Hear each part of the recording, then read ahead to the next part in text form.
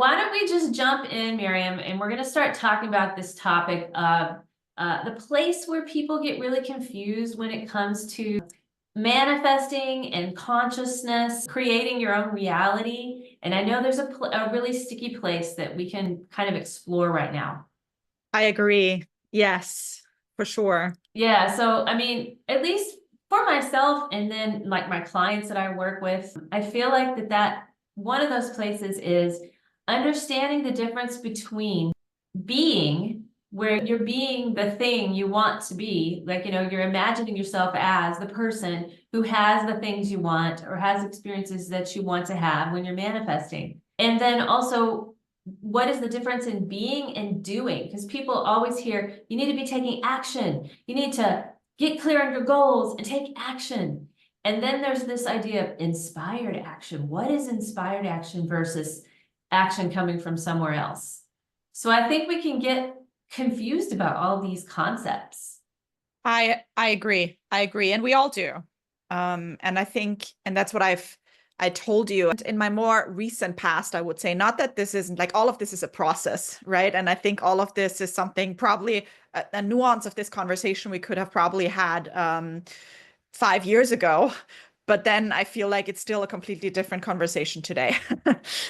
So, and that's kind of like really around a practice of radical acceptance and the freedom of that, right? The freedom of radical acceptance and how hard that is, to say, I accept everything that is right now radically. I may not just accept it, but can I even love it to some degree? And that's where it gets really hard, right? That's really tricky. But then again, we sometimes get confused in terms of if I accept, then I'm not manifesting, or then I'm not changing, or then I'm not, I'm not doing what I'm supposed to do, manifesting and revisioning.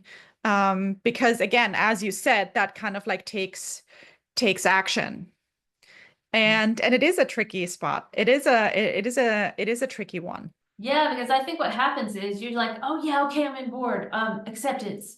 Yes, I'm accepting what is. And then you're visualizing, you're doing your visualizations about what you want to have instead of this other thing. And then for a while you're in acceptance of it and you feel it, right? You're like, oh yeah, I'm in the feeling. And then all of a sudden you're like, where's the manifestation? Where is it? Okay, I don't see it. Okay, like, where is it? And then you go back to a state of non-acceptance because you're looking for what's not there yet. Yeah. Yeah, absolutely. Absolutely. I'm wondering here, is there like, what would you say then around visualization, just kind of like bouncing this back to you?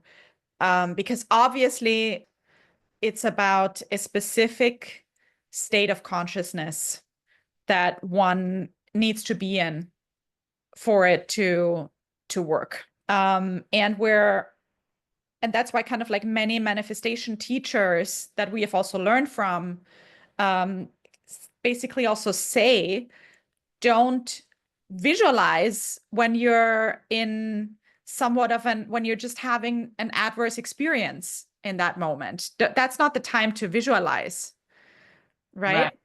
Right. Like, well, for myself, studying Neville Goddard as extensively as I have in the past like year, I think I'm understanding the nuances of that because Neville always talked about using your imagination, and he calls it, the feeling is the secret in the law of assumption. So you're assuming you are the person you want to be, and then you create a scene, calls it a scene, a mental scene that goes to the end. You go to the end of whatever would happen if you were to have what you wanted. If your wish was to have been fulfilled, you go to the end of that and you write like the last scene of the movie. And so that scene indicates that you have already what it is that you wanted.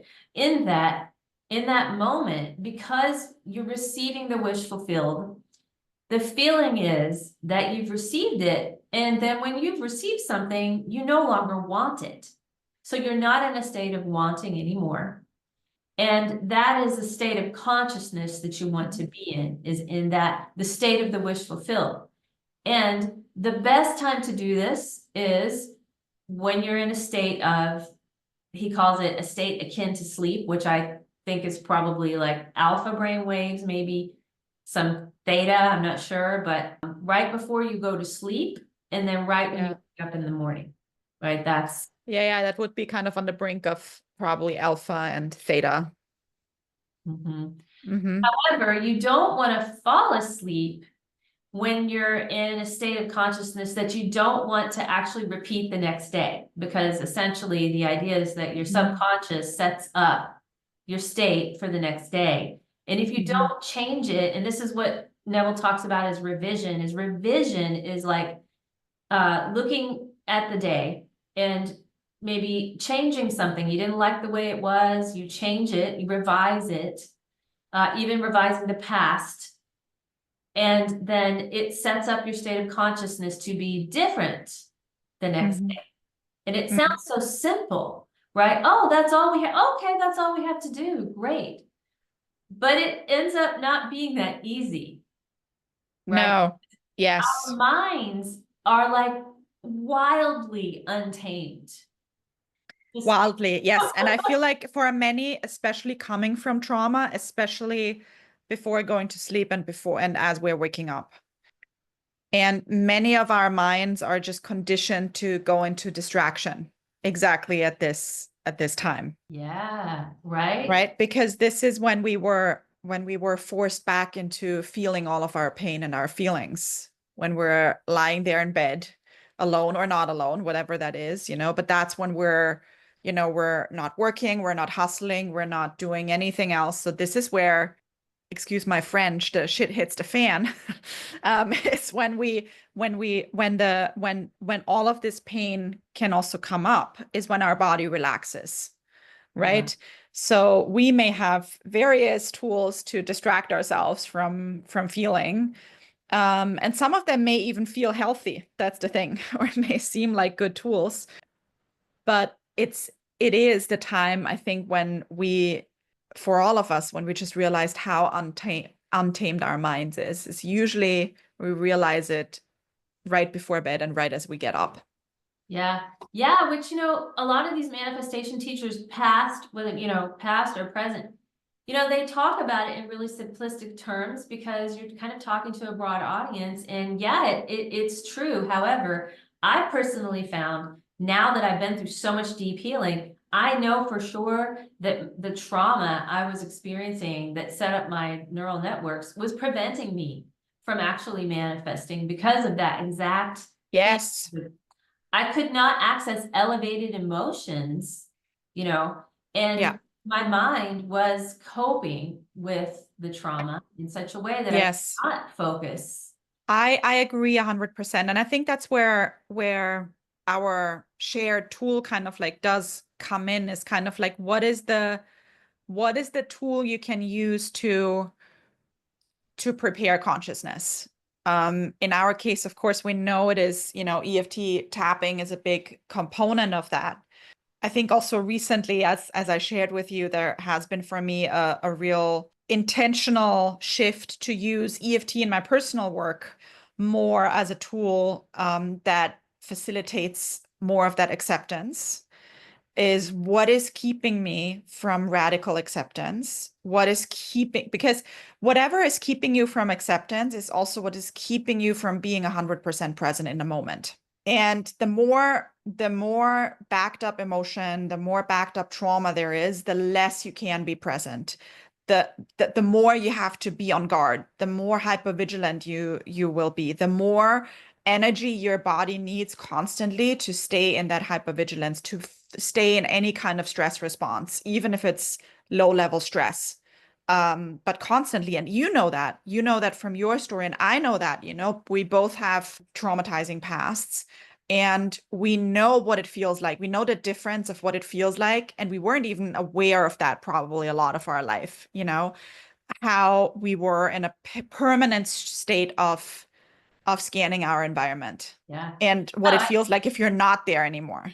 Right, because like before tapping, before EFT, I had no idea. I was in a constant like state. Anxiety was just always there. And I didn't know that that wasn't normal until I started tapping. And Yes. that shifted everything for me. Yes. And how the human brain works, it just needs that kind of, it needs the repetition, right? It needs the repetition and needs that prep work. And I feel like, we've had these conversations before, I think, where a lot of people want to bypass that kind of work, but actually feeling through and moving through your trauma and your emotion is a sacred act of elevating your consciousness. It's part of that. It may not feel like part of that because you're not yet kind of like in that state of that you were just describing, of elevated emotions and consciousness, because you can't even access it, but it's of primordial importance to do this work for our human body. Yeah. Yeah, because like it's that thing was like we weren't even aware it was a problem until we were aware it was a problem. And then we use like I use tapping to like literally become aware of the difference between what it feels like to constantly have anxiety and then what it feels like when anxiety goes down, which tapping gave me access to that. And once I had access to it, I was like, oh, okay, this is how I actually want to feel. Tapping allows us to exposes us, right? The setup statement is exposure. We're exposed to things that were hidden. So we become exposed to the things in our subconscious, comes into conscious mind.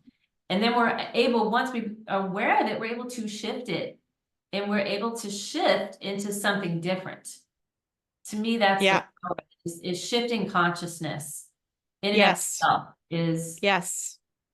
And again, we've had like these conversations about all of this human game, all of it not being real, and also these tools that we are using not being real. However, they are the vessel. This human body was the vessel that was given us here in this plane, in this matrix, in this Maya, whatever this one reality, this one version, to experience consciousness. And that's a huge gift, right? And that's kind of like what many spiritual teachers kind of like say. And that's why, there's a lot of teachings about, souls wanting to be reborn because of the privilege to experience the remembrance of oneness, the remembrance of divine unity consciousness in that human body. Yeah, right. Of emotions, that emotional body. Mm-hmm. Because emotions do not exist either on a higher plane. Yeah, that's the thing is like, how do we, because I want to ask you this, how do we hold, like it's a paradox, how do we hold these two things at the same time? Is Yeah. that we're in a body, it feels real, emotions are running wild, and, or, it's not real, and everything here is an illusion, and like, how do you resolve that, I think it's a good question. I don't know if I have a good answer to that. And I feel like, and this is where I think also the work we have both done as inner child work comes in so handy as kind of like to accept both of these things at the same time. Versus because you also don't want to tell your own wounded part, your own inner child, well, all of that, what your experience is not real. So basically just pull yourself together and just realize that you're not really living in reality. That's not going to heal you. That's not going to help you. Right. So I think moving into some state of acceptance that within that unity, there is different parts that experience it on a different level and all need to be equally acknowledged. Yeah, I mean, and so I'll just say with my personal experience with parts work, with my own inner child parts, I feel like I mean, I absolutely know that if you're at a stage of healing, you absolutely have to completely acknowledge and validate your inner child part as the victim, and the experience is real because it feels real in the body, and holding people accountable for what they did. And that is such an important phase. Mm-hmm. And it can Mm-hmm. last different lengths of time Yes. for people. And what I'm feeling now, because I really want to share this, because I think I want people to know like that this is possible, is I feel like I've done so much integration of inner child parts, and I still get a subject object shift with inner child parts when I want to dialogue. But it feels like that they've sort of come along the journey now, and it feels like Yes. there's a spiritual growing up where Yes. they can actually conceive now of this idea of it not Yeah. being real. I don't know if that sounds too weird, but that's kind of the experience No, I'm. no, I think it is. It is a progression. It is a progression. It's not linear. That's sometimes the tricky thing. It's not like, oh, now I was in this phase and now I'm in that phase. It works a little different.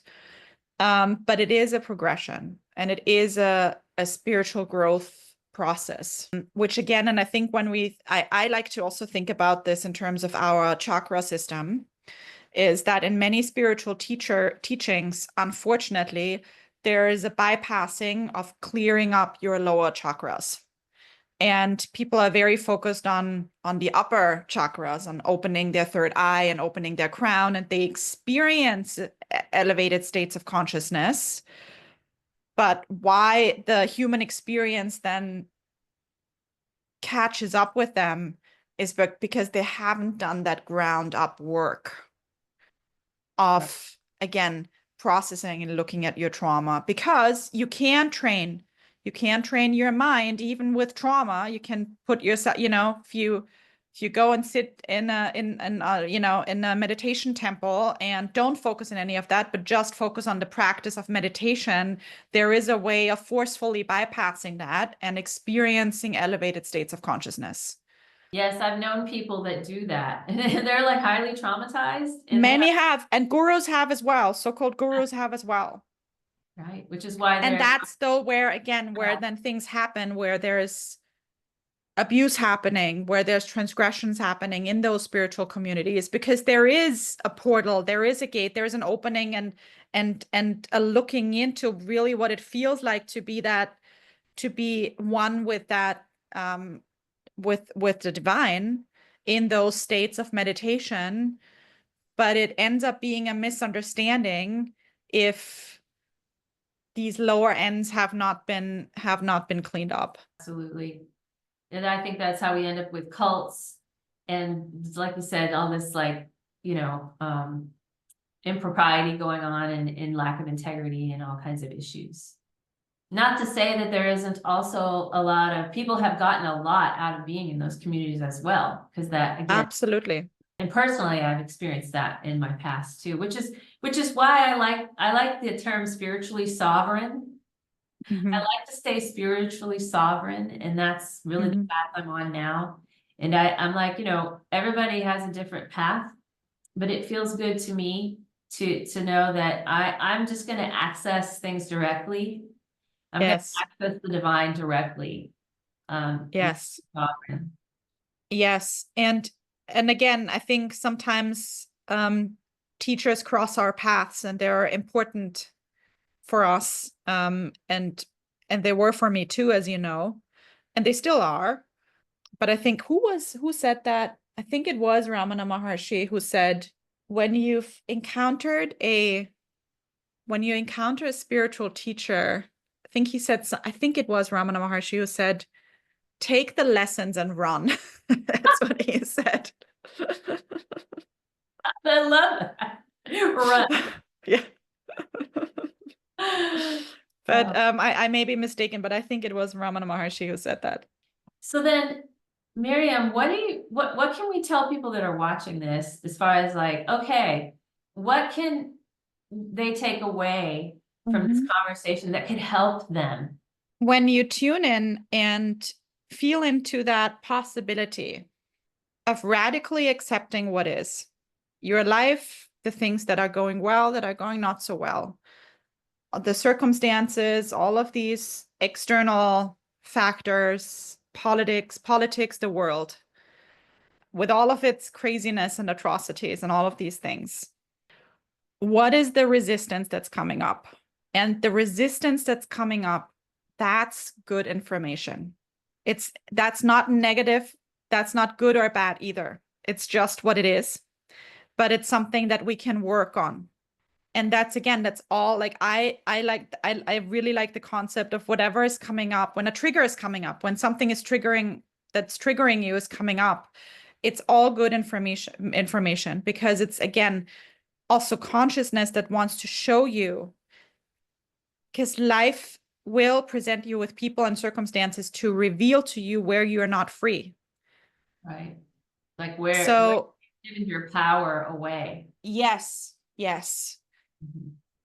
and work on that in whatever modality feels good to you. There's so many free resources out there around that too now. So work on whatever is being revealed. Look into that. It's you are getting so much from courageously and bravely, and I know it's hard, leaning into that peace, leaning into that pain, loving that pain, accepting that pain. And then comes the next step, right? And then comes kind of like the step of, and these things can also work parallel, because again, it's not linear. You may sometimes feel like, oh, I'm hit with another wave of pain, but a couple of hours later, you are in a state where you feel that divine, where you feel that connection, and where you feel you're in the space of, wow, we can do some visualization and some revisioning now. Yes. Yeah, because it's truly that moment where the pain comes up, the resistance, the discomfort, whatever level it is a gift. It's an opportunity to see, look what I've created for myself to show me how powerful I am. I've created this powerful energy. I'm going to take that energy back. I'm going to take that power back from this circumstance, external thing. And I'm going to bring it back into my being. Yes. And you can also view all of these emotions that are coming up, the grief, the pain, the sadness, the anger, whatever it may be that's coming up, as alive emotions that can be used as catalyzers. If they are acknowledged, if they're felt, they actually can become catalyzers. And I think the other piece I think that's important to notice, because our subconscious mind is so scared of feeling. Our subconscious mind will produce anything possible to not feel. Addictions, physical symptoms, diseases, worry, anxiety. And yes, worry and anxiety are actually still distraction mechanisms of our subconscious mind to not let us feel the deeper pain. Right. And because there is a subconscious belief that if I feel that pain, it's going to be, I might die from it. It's actually about life and death. There's that subconscious, and it's not a truth. It's not a truth. But there's a subconscious fear, a subconscious belief that I might die, or I might kind of like drown in an never-ending ocean of sorrow and suffering. It's not true. If you dare to feel, if you dare to move through, if we speak in human terms, it's a matter of 10 minutes to move and process. If you really allow yourself to move through an emotion, it's a matter of 10 minutes. Yeah. I mean, because I think back to times in my life where I was in some intense pain and finally allowed myself to feel it, and then realized, wow, it does move. And then once you have some successes with that, you can remember that like the next time the pain comes up, you can say, okay, but I also know I can move through this because I have before. And Yes. I know it's not going to kill me. Yes. Yes. And that's how we wire our brain, basically. And that's why EFT is so great, because we are creating more and more of those positive references of it is possible, it is possible, it is possible. Yes, our neural networks are restructuring to support that way of thinking, that way of feeling. That's what it, well, yeah, for sure, that's what it's done for me is like the positivity bias, right? Creating positivity bias in my brain. I think about, like, I feel like I'm a completely different person, the way I think, the way I feel, the way I respond to myself and my life and the people around me. I'm a completely different person than I was about 8 years ago. Mm-hmm. Mm-hmm. It really dramatically changes you. It dramatically changes you. Mhm. I completely agree. And I think like when, because we talked so much about that dichotomy um between kind of like what real and what isn't. And I think it is a question that gets asked a lot. Well, but should I tend to my trauma, or should I meditate and practice consciousness elevating practices? And it's always do both. Do both. Not at the same time, but both. Yeah. Yeah, and I think coming back to what we started with, that in and of itself will help you to get better at, if you can get better at it, get better at manifesting. Yes. Yes. It's all part of it. And just because you're not, when you're doing your groundwork, just because you're not visualizing and you're not journaling at that time and you're not revisioning and thinking through that movie, that's still part of that work. Absolutely. And it can't be skipped. It can't be skipped, unfortunately. No, no. But again, I think like to perceive it as kind of like part of that sacred journey is really helpful. It's not separate from your sacred journey of consciousness, elevation, consciousness expansion, awakening, whatever you may call it. It's not separate from it. It's very much part of it. Yes, everything is happening for our benefit. And I have to keep telling myself that all the time. And I'll just repeat it. This is happening for my benefit, even if it doesn't appear to be beneficial in the moment. It's happening for my benefit. So, Yes. Miriam, I wanted to ask, like, if anyone wanted to look at possibly working with you or exploring more of your content, where can they go? Oh, thank you. Yes, sure. So there's a couple of options. The fastest way to do this kind of work is to join my group, the Conscious Tapping Tribe, which is exactly the work that we do. Like what we just talked about is what we do in the Tapping Tribe. Is we are it's a group of magnificent people that are all really dedicated to their journey. And everyone else is there too, which is beautiful. And so it's deep, deep healing work, and but always with that intention of reconnecting us, remembering that the greater being we are.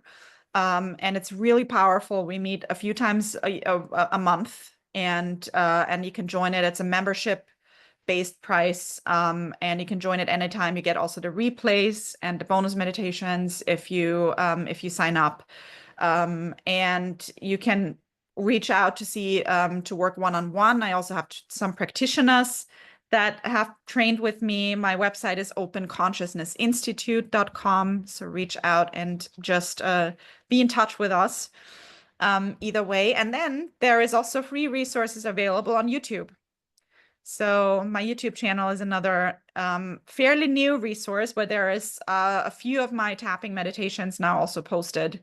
And they are, again, that has been a longstanding project to finally post some free resources, some basic things about clinical EFT as well, but also moving into our expanded practice of consciousness-based tapping. That's so awesome. Yes. And I'll put all those links in the description below this video so everyone can click the links.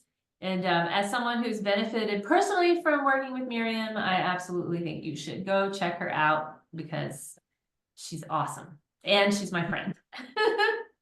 Yeah. Thank you, Nico. I love you so much. Love you too. Thank you so much for being here with me and having this conversation today. Thank you, Nico. Much love. Bye, everyone.